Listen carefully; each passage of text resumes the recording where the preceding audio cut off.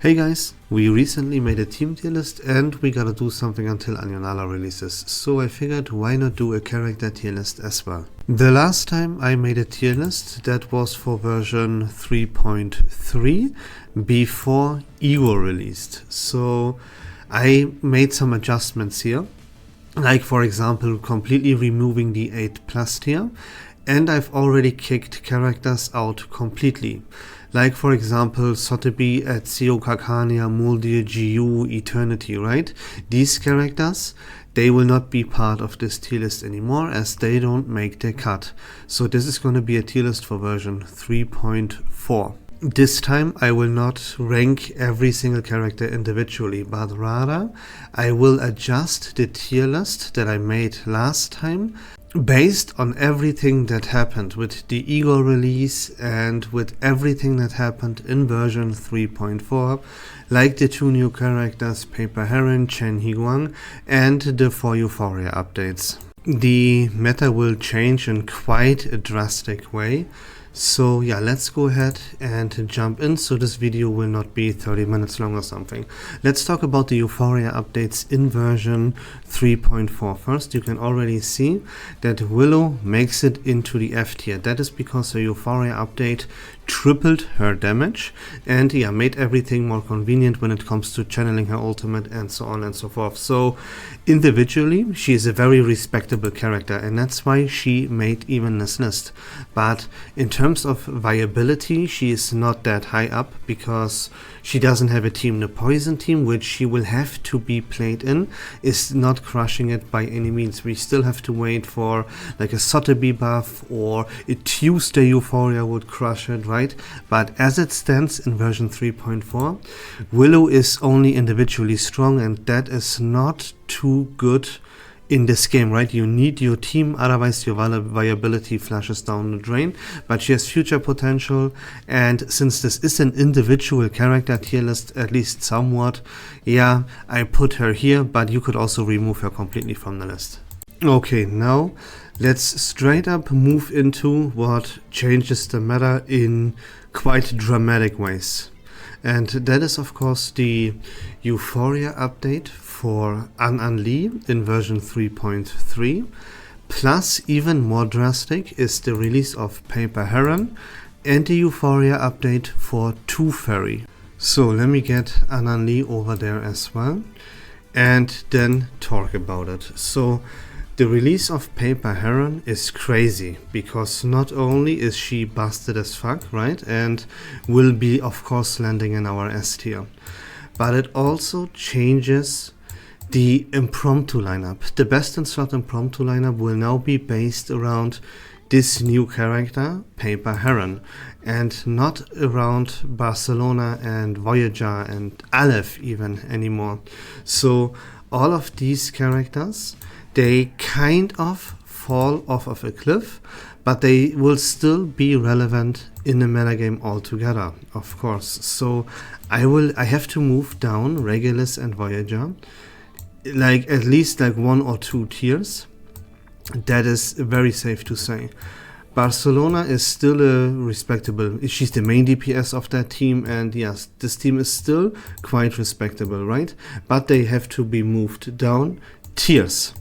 And what this also leads to is the rank up team losing their spot and yeah, like almost their entire viability as well, because the strongest argument to play this rank up team was always that they are the only viable option in our game to deal very effective damage with the plant afflators.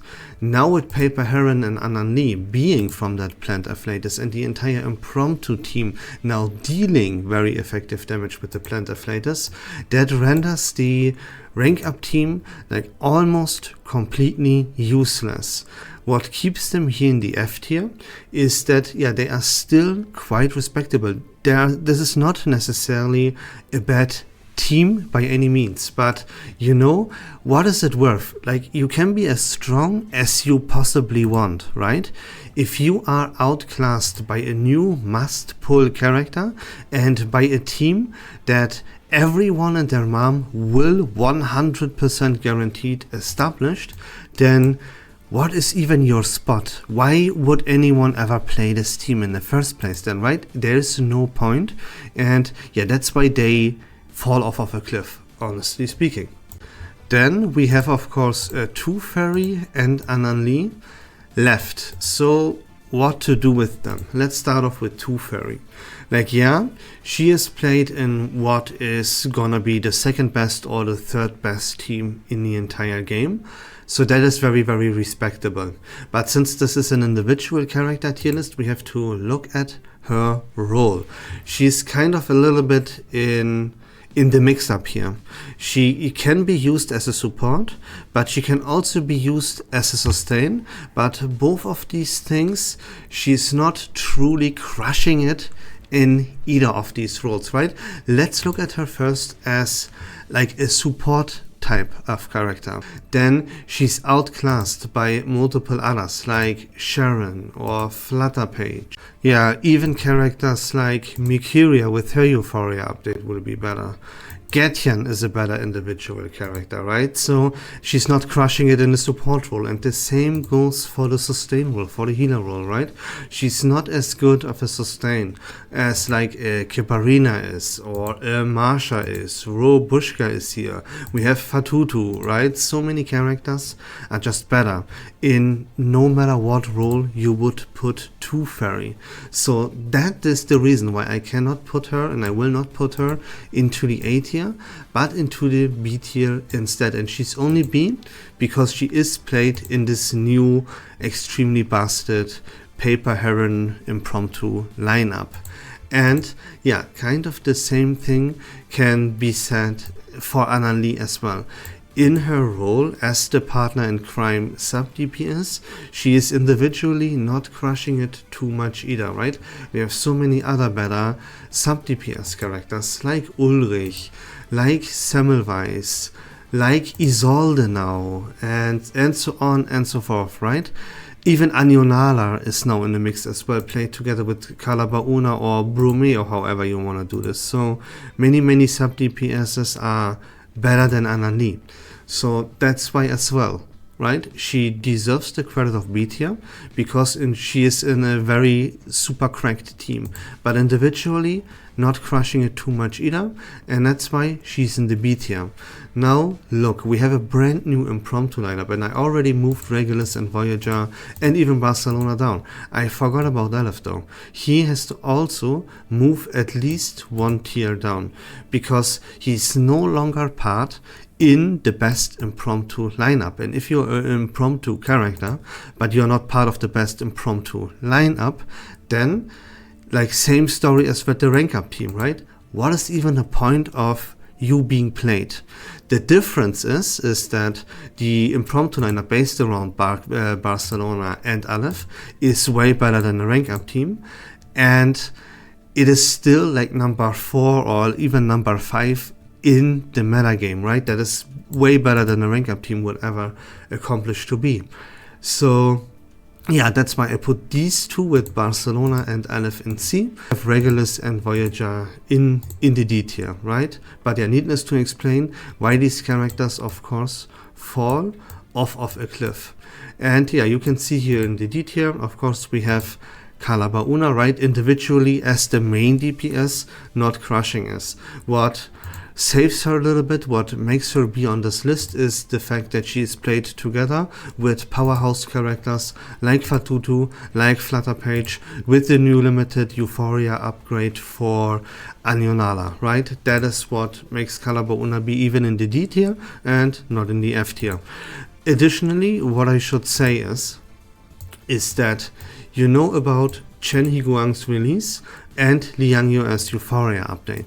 Liang Yue's Euphoria update is not crushing it. At least she is not dealing enough damage right out of the gate. Still, the problem that I have here is that I can still not judge this Euphoria accordingly because I have not seen anyone play Liang Yue like perfectly fine with this new Euphoria update established. I have seen a bunch of people play this, but they play this wrong, or at the very least not in the most effective way possible.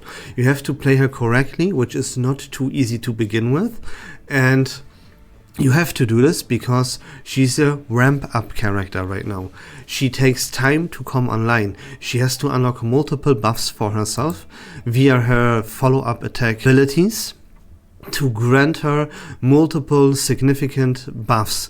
And only with applying all of these buffs correctly to her can she develop her full potential. And for Liang Yu's, since she is quite hard to play compared to most other characters in this game, no one accomplishes that yet. So I have to test this for myself so I can see Liang Yu's full potential. So I cannot rank her accordingly, but what I can say is that her damage is still pathetic, at least early on and right out of the gate. So the signs here are pointing towards this being still a quite lackluster character. But as I said, I have not seen anyone play her perfectly, and I have not seen anyone play her together with Chen Higuang as well, because he's not released. So these two things could of course improve her performance, right? But from what I can see right now, how my judgment would be right now, it's not looking too promising. The signs here are pointing towards Anionala and Carla Bauna building a better follow-up attack team with Flutterpage and Fatutu than Chen Higuang and Liang would. So, as I said, let me say that again, right? I cannot judge these characters accordingly yet. I have to play them myself so that they are played perfectly. But yeah, the signs that I just talked about. So I have a really hard time ranking these characters. I would put them in the same ranks as I would put Carla Bauna and Anionala. Let me put Liang Yu together with Carla, and let me put Chen Higuang with Anionala for the time being, right? But for these two characters here specifically, their ranking could change in the future. Now let me mention Brume real quick one more time. Brume is extremely overrated. When I look at these Chinese tier lists that everyone follows like a sheep, right? Then there's the craziest misinformation is already on there, because guys, look, if anything or anyone would even think about telling you that any character in this game is even remotely close to the power level of Nautica, then this is the most insane and brain rot misinformation you could possibly fall for. There's no worse advice anyone could give you than telling you something is better than Blood Tide with Nautica. That is the most brain rot dog shit ever said in this game, period, right? So yeah, don't fall for this, and that's why I can only put Brume in C. I already explained this last time, so let me go over this one more time really quickly. Brume is highly inconvenient. You would destroy multiple meta teams just in order for you to play her. You would pull for a Dynamo character that is worse than a Dynamo character with Lucy that we already have, just to build like a very niche and inconvenient meta destroying team, right? You would never want to do this, right? You can then not play the actual Dynamo lineup. You destroy all of your follow-up setups with Chen Higuang and Liang, with Carla and Anyo, just to play Anyo together with Brume, right? Because this team would occupy Flutterpage and Sharon. And yeah, there's no way in hell you should ever do that, no matter how good the team might be that comes out of it. And again, if anyone tells you something is better than Blood Tide with Nautica, they are tripping balls. We are moving into a meta game with Paper Heron, and we start to contest the Dynamo lineup. Nothing comes close to Blood Tide at all, not even close, right? That is a fact that, yeah, no one can argue against that in any way, shape or form. Please keep that in mind. Okay, then moving on here, we have to move the line up here about like Recoleta and the whole ultimate archetype team.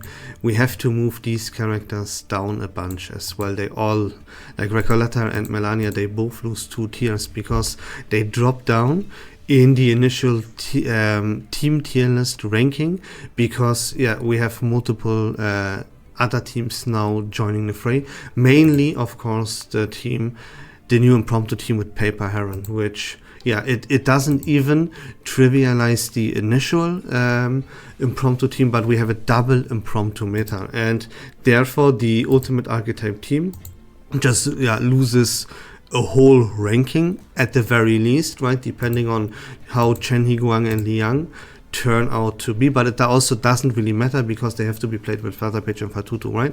But yeah, there's a lot to mention here. We also have Afterglow and stuff, so the ultimate archetype team still extremely relevant, extremely strong and meta, but yeah, also falling off for the reasons that I mentioned, with this new impromptu team and with the Afterglow team now being very, very strong as well, especially at the point that Marsha releases. And what makes this even better is the Euphoria update that we get in version 3.4 with 6, because now we can make 6 join the Afterglow lineup and replace Flutterpage there.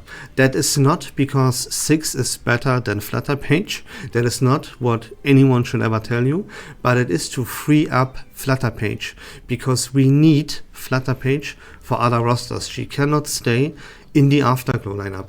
We need her with Chen Higuang and Liang, or we even need her with Carla and Anyo. So we have to free her up from the Afterglow lineup, and 6 is the only character in the game that would do so without being too pathetic. And yeah, therefore, like, he is not a true Afterglow character. He's just here to free up Flutterpage, so that's pretty pathetic. He's still part of the Lingering Glow, but that will not be his true team in the end. He is here for something in the future, when I would guess, my prediction would be, when Noir receives her Euphoria update, then we move 6 into her team, and these two will become their partners in crime. But that is just a prediction. What I can tell you for sure is that this 6 Euphoria update is not too great, at least not in version 3.4. Same reason, or same scenario occurs for Willow, right? Willow and 6 are both Euphoria upgrades that are here for the future, not directly for version 3.4. So it is also very, very difficult for me to rank him. I would give him 1 tier higher than I would give Willow, because he will at least have some viability right out of the gate. Willow will not have that. So I guess 1 rank above Willow is the perfect place for the character 6. One more thing I want to mention, right? I cannot talk about every single character on this tier list. We would be here for 3 hours. So let me mention one more thing, and that's the Euphoria update for Mercuria. Yeah, she can be played now in this new impromptu lineup, because Paper Heron and Annalie, these two together, they already accumulate so much inspiration that you technically wouldn't need a 3rd or even a 4th character to also accumulate inspiration. And that's why Mercuria with the Euphoria update comes in to increase the crit rate of this team, right? Like she always does. And there is even a little bit of rank up synergy consisting in this team here of Mercuria and Annalie. Both of these characters, they rank up incantations, so you have a combination of an impromptu synergy by accumulating a lot of inspiration via Paper Heron and Annalie, plus another synergy going on with Annalie and Mercuria ranking up incantations, right? She is not going to be the best in slot or anything like that, but super flexible.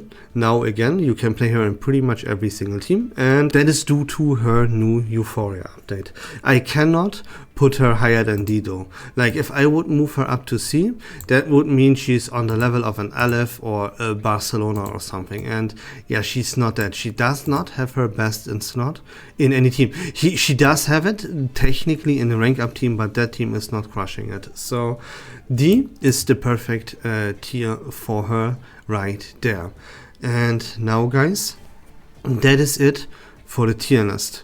The video will continue a little bit because I will set a bait for the people that only skip to the very end of this video and then taking a picture and judging it like completely out of context, right? They have no idea what this tier list is about. They have no idea what I'm talking about. They don't know anything. They just take the picture and then talk some smack about my tier list because those are brain dead sheeps that follow everything that the Chinese people say for some weird reason. They don't even hear me out in what I have to say and why I rank the characters, why I rank them. So I'm gonna set a bait for them. I gonna, like, of course, have this video rolling for a little bit. I will switch out the tier list and then bubble some nonsensical dog shit over it just to bait the people that are skipping to the end of this video. So for everyone who is a genuine watcher and actually listens to what I have to say, that's it for the video, guys. Peace. And here we have it, guys. This is going to be the brand new meta game with Lingering Glow and Poison as the two very best teams in the entire game, mainly due to the new Euphoria updates in version 3.4 for Willow and the character 6. Those teams are followed up by a double follow-up and a double impromptu kind of metagame tier list. We play two follow-up attack teams based around Chen Higuang and Liang Yoer and Kalabauna plus Anionala respectively. Now, since we need both Flutterpage and Fatutu to play them in both of these teams respectively, we of course need a substitute. And guess what? The best substitute in the entire game for Flutterpage is a character like 37. So she wins a whole new relevancy, I should say, and therefore she makes it all the way up to the A tier. So welcome back in the metagame 37. The reason why Paper Heron is quote-unquote only in the A tier is because she's kind of irrelevant and a pretty bad character if you don't play her together with the character An Li. An Li is going to be the true star of the new of the new impromptu team, excuse me, that deals plant-based damage. So if you do not have already An Li with her Euphoria established, then yeah, you should skip Paper Heron all the way. Of course, with all of these new metagame tier teams like Afterglow and Poison, the Blood Tide team loses a little bit of viability, I should say. They are like rank 5, rank 6 in the metagame, so Nautica and Sentinel respectively, they lose their S tier rating. Then, of course, in the A tier as well, we have a character like Tooth Fairy. She is gonna be the second best sustain after Fatutu in the entire game. Yeah, maybe even a little bit behind Marsha as well, to be fair. But she's gonna be way better in terms of sustaining than a character like Kiparina or Robushka are. Then, of course, the B tier is also reserved for Medicine Pocket because he's also way better than Robushka, being played in the Blood Tide team. So there we go.